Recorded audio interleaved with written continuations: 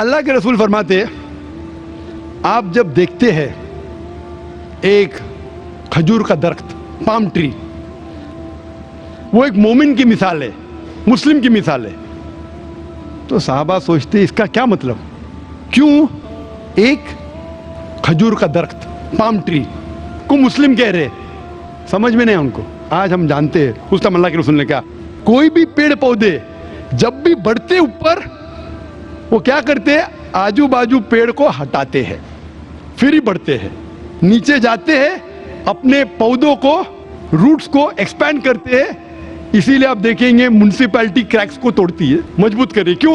وہ پیڑ بڑھتا ہے تو کریک ہو جاتا ہے، پھر سے ٹائل لگاتے ہیں۔ جتنا پودا بڑھتا ہے، جتنا پیڑ بڑھتا ہے، اتنا آجو باجو نقصان کرتا ہے۔